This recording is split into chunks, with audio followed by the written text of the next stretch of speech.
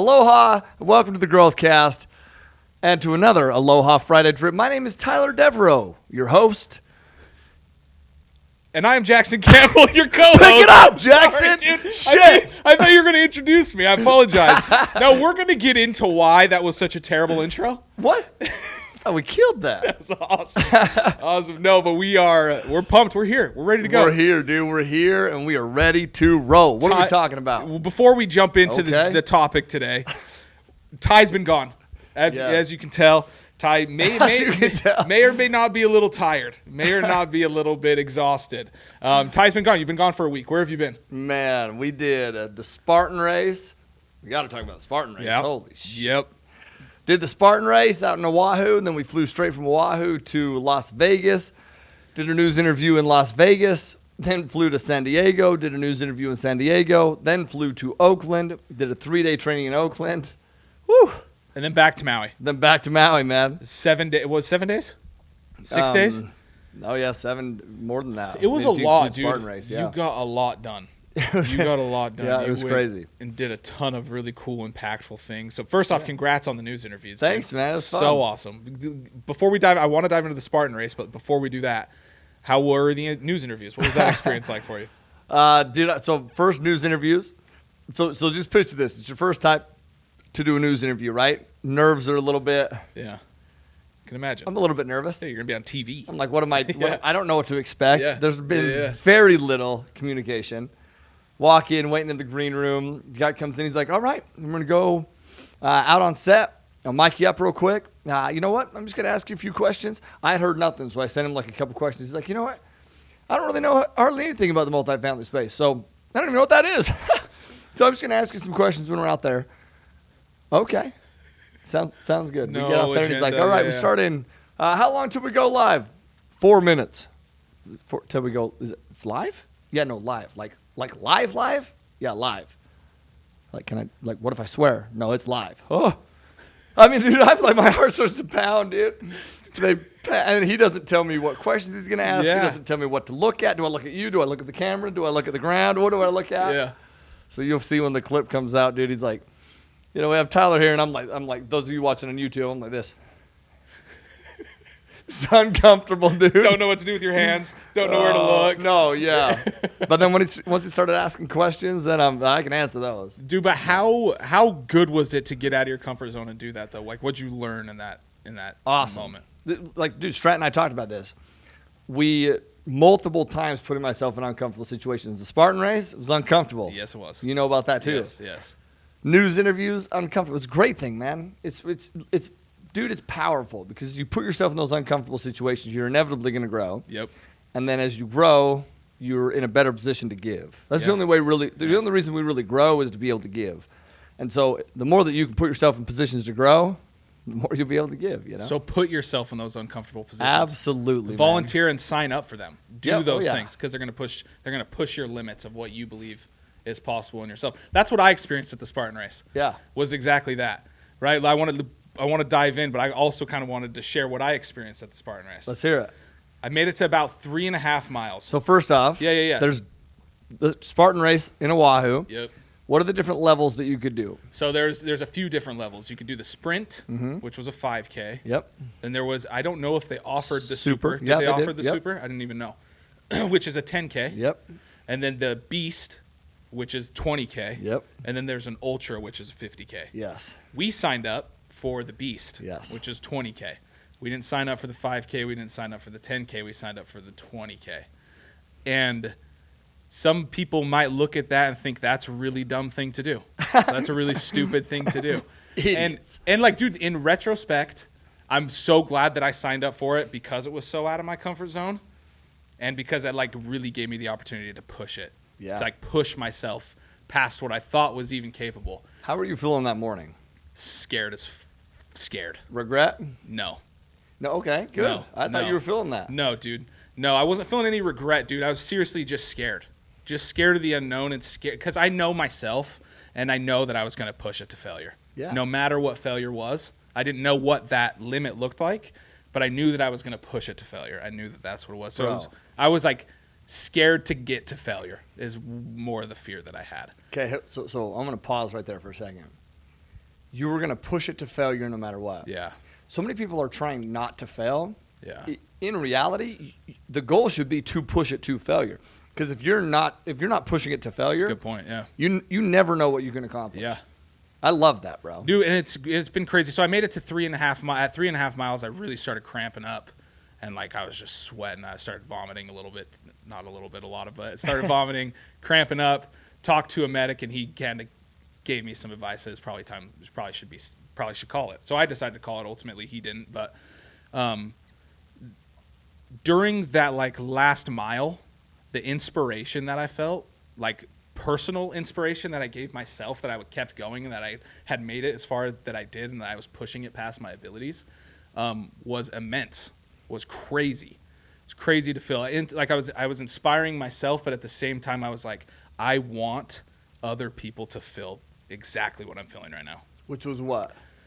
Exhaustion, but at the same time it was like clear, like what the goals were. And it was like, all of this mindset training that I've been doing with Dallas, I've been doing with you, and all the things that I've been learning are right at the forefront of your mind. That's all you can see, is that studying, is that positive thing that keeps you going in those hard times, right? So, like, I want everybody to push themselves past their ability now. Like, I want people to push it. I want to continue to push it. I was telling Strat and Nico yesterday, I was at the gym, and I was like, I'm not tired. I was tired at the Spartan race. Yeah. So like I know what my abilities are, and I've pushed that, and I've like maximized that and stretched that out. So now I'm capable to do more, and I like know that I can do it next year. Like I know that I know that I have the ability to be able to train and be able to do it for next year. So what were your learning lessons? Dude, like, how would you approach knowing what you know now? Yeah. How would you approach it differently than you did this year? So, like, how am I going to approach it next year? Yeah, well, I don't care what we're going to talk about today. We're taking a pivot. We're talking about Spartan race and you. Okay. Whatever you had planned, we'll do that fucking next time. Okay. So, what did you learn? I learned that. It's a good question, dude. I learned a lot of things. I learned that I'm capable of way more than I thought I was capable. Like before the race, I was the night before. I was telling Nico and Strat, I was like, I think I'll stay till Sunday and I'm gonna do the 5K.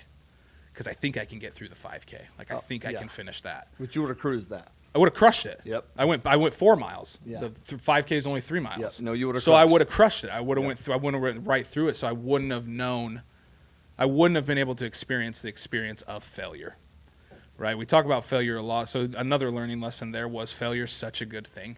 Yeah. Like getting yourself to the point of failure, dude. That's where growth happens. Is in those moments. Yep. So that's a huge learning lesson there too. Just it was more of a affirmation or like a reassurance of that lesson, right? Can I drill on that real quick? Yeah. Because so many times we choose something that we know we can do. Yeah. Right? So why do we do that? Because we want to be able to have that reward of, yes, I did it. You already knew you could do it. Yeah. You didn't know if you could do a beast. No. Maybe you didn't know you could do a sprint, but you didn't know if you could do a beast. Yeah. Right. So a lot of people would choose the sprint so that they could get that satisfaction, that reward. And there's power in that too. Sure. Checking something off, feeling that. But you know what? Sometimes that also provides comfort. That just gets you comfortable in where you're at. Yeah. Where you didn't finish, there's zero comfort in that. Zero. Like, if you were to have finished the sprint, done the sprint, finished the sprint, would you be as hungry as you are right now? No. Yeah. Not even close. Yeah. So, dude, just another lesson learned there, dude. It's like failure is a motivator, dude. Yep. A lot of the times when you fail, it's crazy, dude. It's crazy. Like, one of the very first thoughts I had after was, I haven't told anybody this, but I walked right up to the tent to sign up for next year. Oh, you did? The guy dropped me off in his truck. I went straight to the tent to sign up for the next year. My dude. So I'm already registered for next year. I did not know that. I'm already ready to go. Because, dude, it's like, in that moment of failure, it's like, it was also so motivating and so clear, and it was like, I want that. Like you're saying, dude, it's just like it fed me. It gave me so much hunger because I want to do it. Yeah. Where was I going with that though? It was just that failing, dude. Fail. Like one of the notes I wrote down, this is what I wanted to say. One of the notes that I wrote down is, it's crazy how failure can be a motivator when you understand failure. When you understand what failure actually is. Right, let's repeat that. It's crazy that how failure can be a motivator when you understand what failure actually is. And what is that? That's a step to success, dude. We talked about this like 4 or 5 Aloha Fridays ago. Mm-hmm. That failure is an essential, important step to success. It has to happen. Yep. You have to have those steps of failure are what you build your foundation on, right? It shows you where to put the work. Yeah. It's literally, it shows you this is what needs the work. Uh-huh. Without that, the work is kind of meaningless, dude. Yeah. You're just going. Yeah. Failure shows you, okay, this is where I need to drill down. Yeah. Right? Yeah, totally. What was it like for you when because you didn't finish the race either? Nope. Yeah. I got to mile 9 or so, right? Yeah. Between mile 8.5, 9, something like that. And here's what I learned. Here's my takeaways, okay? Physically, I was physically capable to finish the race. I know that for sure. Yeah. Let me tell you why I didn't finish the race. 2 things. Number 1, preparation. And what I mean by preparation is, what did I bring with me on that race? Nothing. Okay, well, you can have the mental skills, you can have the physical ability, but if you don't prep yourself, you don't have the tools necessary. Well, the fuel, literally, it was fuel. Do you want to know what I ate for breakfast that day? A Quest bar. No, not even that. That would have been way better. I ate grapes, cheese, and salami. What are you, some royalty, dude? Some ancient were they fanning you with palm leaves too, dude? Well, Britt forgot the palm leaves. I was pissed about that. That's what I ate. Yeah, it's not great. There's no carbs in that. No. Kid asked me if I did the research of what should you eat before a race. Nope. I didn't do that. Yeah. Did I do any research of what should you bring with you on the race? Nope. I didn't bring any water. Yeah. I didn't bring anything except for some short shorts and no shirt. Yeah. Which no shirt was a good idea. Yeah. No, I brought a shirt. You get that. Okay? Yeah. I didn't even wear socks. Which is whatever. I didn't have insoles in my shoes, which is whatever. But fuel, dude. I didn't fuel myself. Yeah. I relate that to the business world. That's mindset. You want to know how you fuel yourself in the business world? It's mindset. You know how you fuel yourself in the Spartan race? Food. I didn't have it. So here's what happens. I don't have those reserves to pull from as I'm running because I've been eating a low-carb diet anyway, so I don't have those reserves to pull from, right? Well, it's not until mile 8 or something that I even start to experience problems. I don't know. I can't remember the exact, but I start to cramp up a little bit. And you know, I don't know what to do with the cramps, but I can get through the cramps. Like, I feel like I can push through that side, right? But I'm talking to Strat, and I'm like, man, I wish I would have prepared. I'm pissed at myself for not preparing more and bringing stuff with me. And a lady passes, and she's like, hey, I got some, like, this gel stuff. Like, if you want some. I was like, sweet. Yeah. So I eat that gel, thinking this is going to help me. Well, then all of a sudden I feel like I need to puke.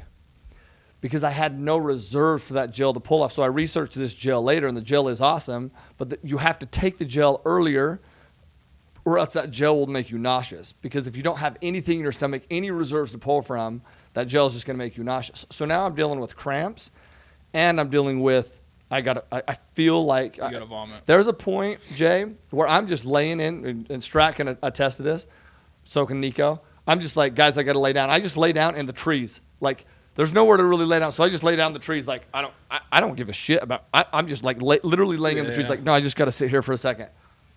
And I'm just laying down in the trees. It's not a place to sit. No. And I'm just like, I'm just gonna take a little nap just for a second. Let my body heal.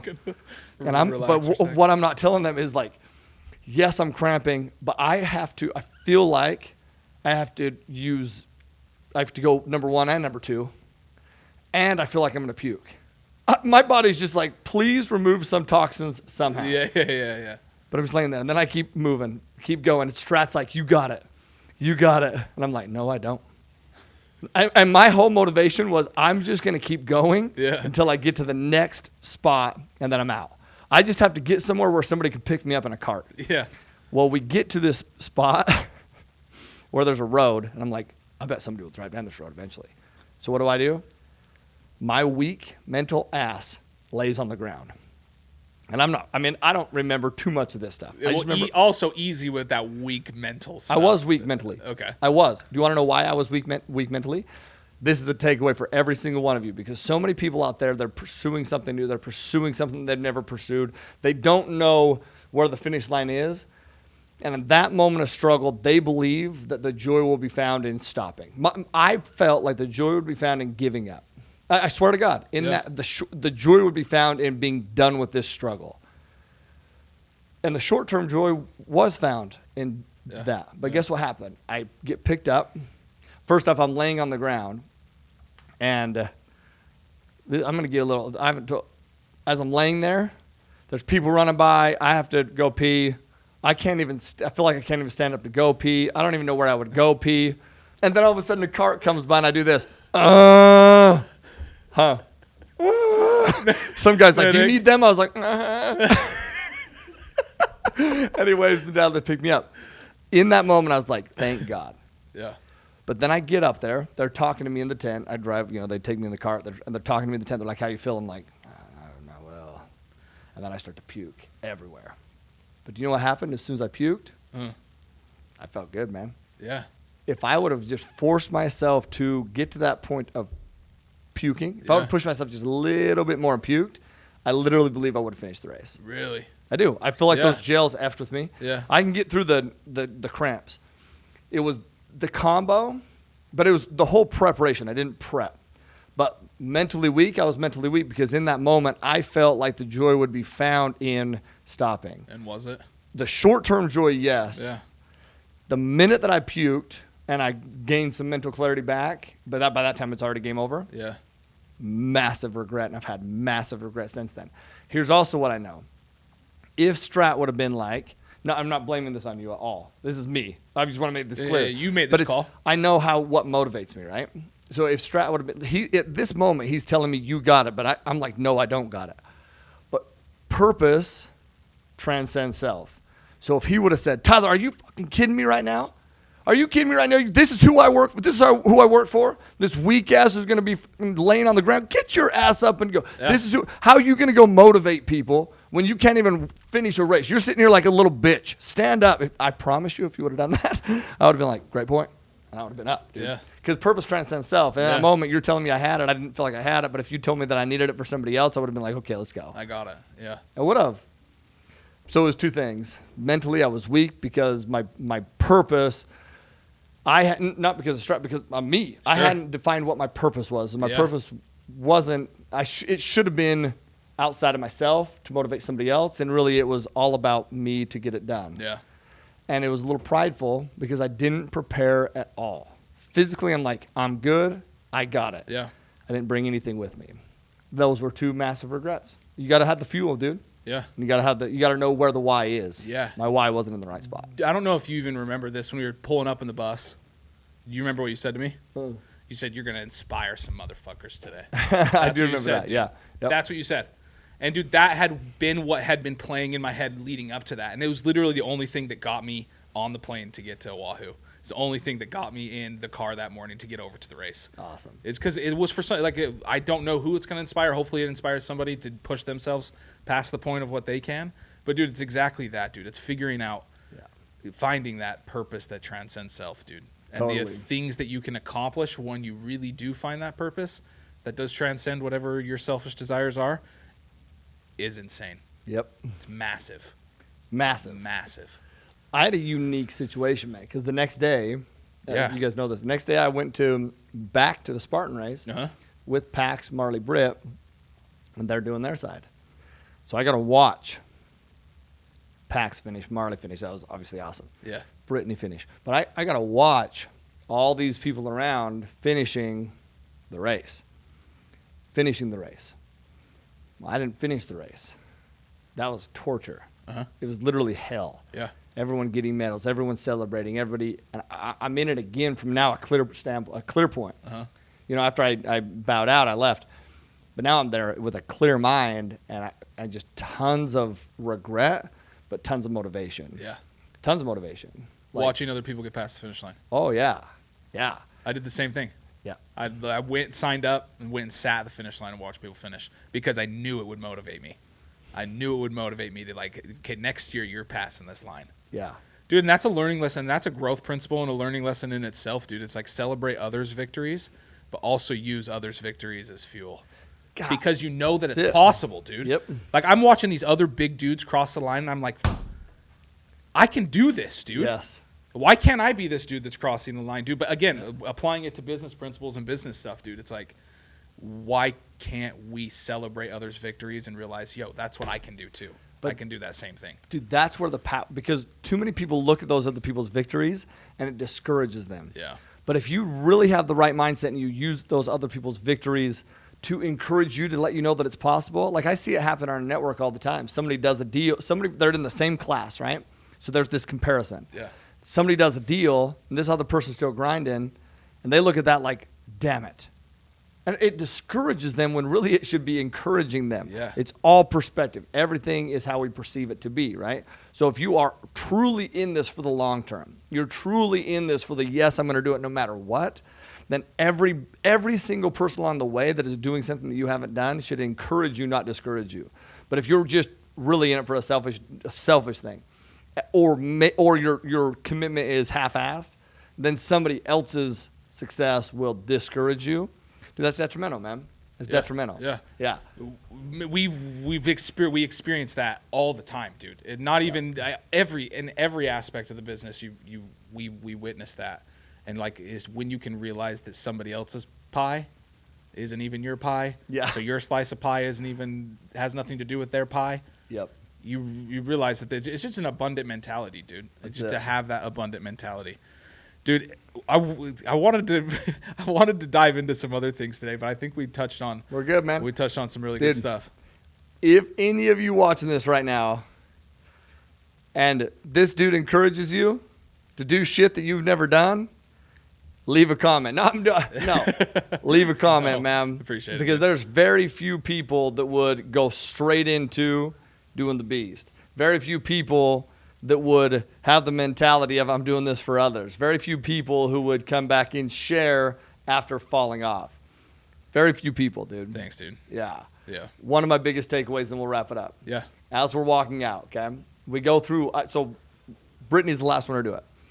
Me, Pax, Marley, we're waiting at the finish line for Brittany to give her her medal. Then we give her her medal. We're walking through, and she's getting her T-shirt, and Brittany's like, hey, do you have a T-shirt for, he didn't get his T-shirt yesterday because I didn't go to the finish line, you know? And I'm like, no, I don't want my T-shirt. I didn't finish. Yeah. You know, no. Well, you get a T-shirt? No, I don't care. I don't want my T-shirt. Yeah. No. And then we're walking back, and I was like, man, Pax has a medal. Marley has a medal. Brittany has a medal. Man, I don't have a medal. I'm ready for my medal next year. And Pax is like, yeah, you can't go get one because it says earn, not given. It says earn, not given. I was like, damn rights, man. I'm going to earn that mother F next year, dude. That's awesome, dude. I don't even want to wait till next year. I want to go do it tomorrow. I told Strat and Nico, if I'm ready before the Oahu one, I'll sign up for one to get to one before the Oahu one. Yep. Do the Oahu Love one it. in addition to. But yeah. Love it. Challenges, man. Put yourself in those uncomfortable situations. Force yourself to grow. Can I say one more thing? Yes. Sorry, dude. Just to kind of full circle here. Last episode, we touched on a video that you watched of Tony Hawk. Yeah. Being okay with failure, right? Being okay with failure. Failing and knowing, not envision. Like I envisioned myself crossing that finish line. Yep. But I was okay with failure. Tony Hawk envisioned himself doing the 900 however million times he envisioned himself doing it, but he also crashed and failed a lot of times. Tons. Fail, dude. Fail. Be willing to fail. It's not even about failing. It's about having that mindset and being willing to fail and understanding that failure is a step. 100% a step, man. You can read every motivational quote in the freaking world, but eventually you have to love yourself enough to go put in the work. Yep. You have to love yourself enough to know that you are the work that you should be putting in. And you have to love others enough to be able to grow yourself enough to know that by growing you, you will grow them. Yep. Go put in the work. And by putting in the work, you have to put yourself in a position to fail, a position to struggle, a position to lay on the ground and piss your pants if it happens. Okay? Yeah. It happens to the best of us. It does. If you ain't cool unless you pee in your pants. Name of the movie. Not Pineapple Express. Nope. Or Superbad. I don't know. What? I don't know. You're not cool unless you pee in your pants? Billy Madison. Yeah, Billy Madison, dude. Hey, I don't got an Aloha value. I know. Well, we kind of went off. We went off on the. Okay, I'm gonna pull one up right now. Here. I've got one pulled up, and it actually is a pretty good one that could be in line with what we're talking about. This Po'okela. Po'okela, strive for excellence. Yeah.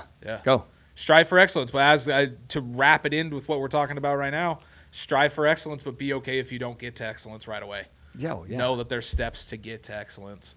It's kind of a theme that we've kind of taken on the Growth Cast lately, is that there's seasons in life. Mm-hmm. There's seasons to do things, and failure's okay, and it's a good thing, and it should be happening. So as you're striving for excellence and you come across failure, know that that's a step to get to excellence. Yeah. And fail in an excellent way. I truly believe you can fail in an excellent way, and it's by taking that failure, learning from it, and implementing it moving forward. There's no failure, only feedback. Yeah. There's no failure, only feedback when you're Po'okela, when you're striving for excellence. So strive for excellence, mother effers. Get out there, make it happen. Jay, I'm proud of you, bro. Thanks, bro. I was, proud of you, dude. Strat, Nico, we haven't talked about y'all. I know, we should have definitely. They finished the race. They finished. In fact, let me tell you, I'm going to mention one more thing. Nico, Strat, you tell me that this ain't the truth. Nico, we're mile whatever, every mile. And me and Strat are like, we don't even know our name. Nico's passing people, aloha, aloha, hey, you're looking great today, great job. I mean, she is just like a freaking gazelle. Like, she is just going. She has no form. It was impressive to me, dude. This is on the last turn, bro. Look at this picture I took a Nico. This is on the last turn after a 20K. If this doesn't explain Nico perfectly. Nico's energy level is unmatched, dude. Incredible. Unmatched. It's incredible, man. So much to learn from you, Nico. Yep. For real. That's such truth. Mindset, she has it freaking locked. Yes, she does. Anyway, hey, live always with aloha. Peace.